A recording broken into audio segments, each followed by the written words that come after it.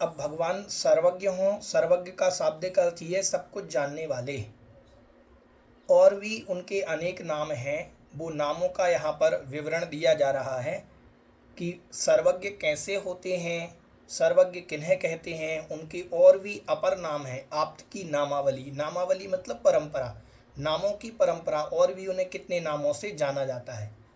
यहाँ पर छंद क्रमांक 7 में आज हम आप्त की नामावली देखेंगे। क्या है? पहला छंद, छंद क्रमांक 7, उच्चारण करते हैं।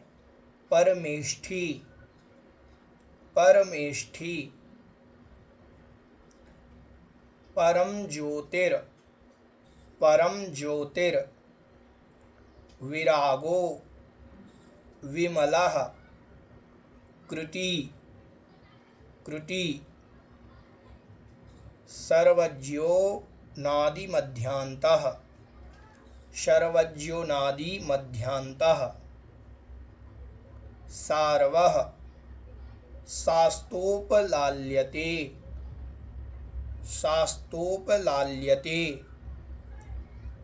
उच्चारण करेंगे। परमेष्ठी परम ज्योतिर विरागो विमलः कृति सर्वज्ञो नादि मध्यांतः शार्वः शास्तोपलाल्यते। परमेष्ठी परम ज्योतिर विरागो विमलः कृति सर्वज्ञो नादि मध्यांतः सार्वः शास्तोपलाल्यते। ठीक है, आइए छंद का अर्थ देखते हैं। परमेष्ठी, भगवान को परमेष्ठी के नाम से भी जाना जाता है। परमेष्ठी किन्हें कहते हैं? जो परम पद में स्थित होते हैं उन्हें परमेष्ठी कहते हैं। परम पद का क्या तात्पर्य? ऐसा पद जिस पद के सामने राजा महाराजा इंद्र भी सिर झुकाते हों, ऐसा पद परम पद कहलाता है। ऐसे उस परम पद को जिन्होंने प्राप्त कर लिया वो परमेष्ठी कहलाते हैं। परम ज्योति, ज्योति जो दीपक है, जो प्रकाश है, वो प्रकाश जैसे अंधकार को दूर करता है, ऐसे ही जो ज्ञान है वो भी हमारे अज्ञान को दूर करता है। इसीलिए हमेशा ज्ञान को दीपक की ज्योति से या प्रकाश से जोड़ा जाता है। तो परम ज्योति कहा।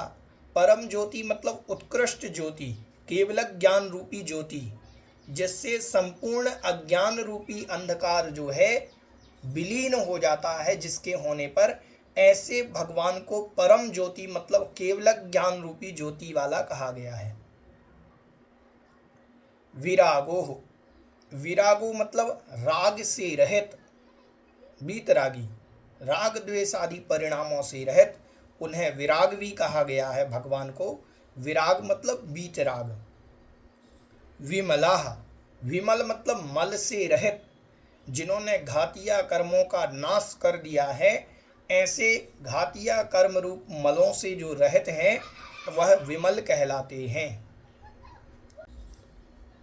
कृति मतलब कृतकृत्य, जिन्होंने सब कुछ कर लिया है, कुछ भी जिन्हें शेष नहीं रह गया है, कृतकृत्य हो गए हैं, है ना, उनको कृति कहते हैं।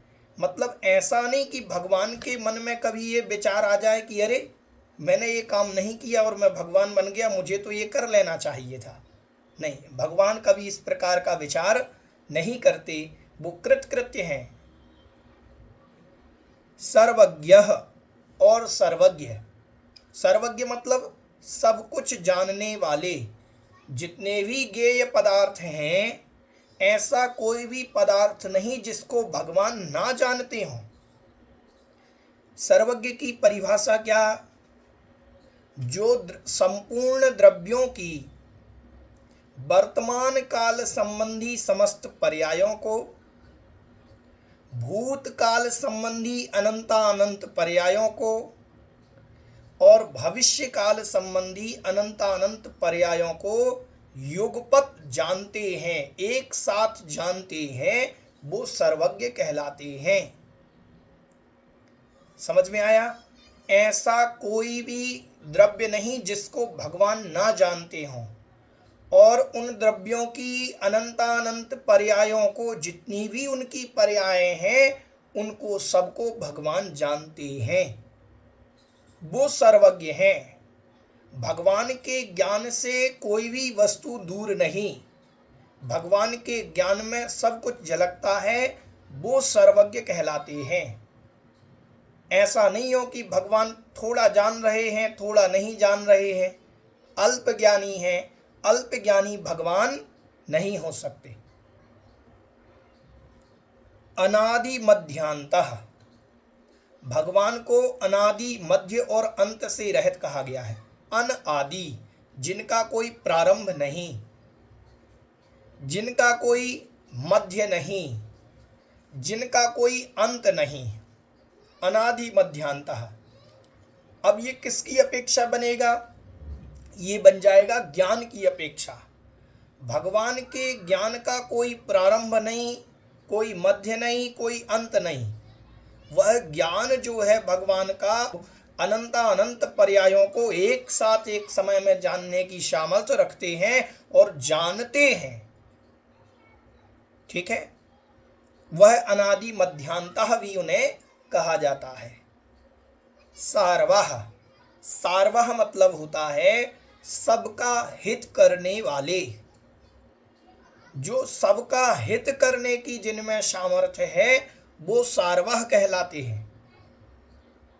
सबका हित मतलब भगवान के समव शरण में आकर के शेर और गाय भी एक स्थान पर बैठ कर के दिव्य ध्वनि सुन लेते हैं। ये सार्वः नहीं तो कौन है?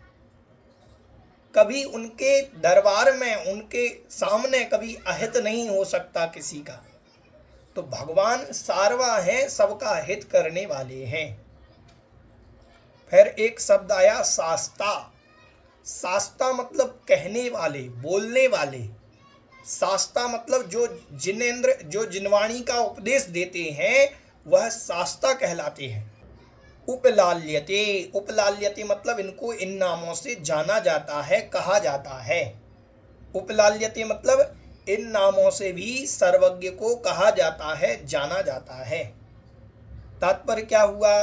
तात्पर्य ये हुआ कि जिनका नाम परमेष्ठी भी है, परम ज्योति भी है, विराग भी है, विमल भी है, कृति भी है, मतलब कृतकृत्य भी हैं, सर्वज्ञ हैं, अनादि मध्यांतः भी हैं, सार्वः भी हैं और शास्ता भी हैं। ऐसा इत्यादि नामों से उनको उपलाल्यते मतलब कहा जाता है।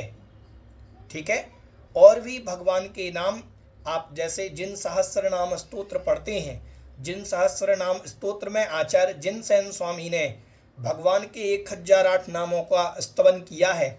भगवान के 1008 नाम किस कारण से, कौन से हैं? तो अनेक प्रकार से जो हैं भगवान के नाम हो सकते हैं, अनेक नाम उनके हो सकते हैं। एक जिन सहस्र नाम पंडित आसाधर जी द्वारा भी लिखा गया है, उसमें भी पंडित आसाधर जी के द्वारा भी जो लिखा गया जिन सहस्र नाम है, उसमें भी 1008 प्रकार के नामों से जिनेंद्र भगवान की स्तवन किया गया है।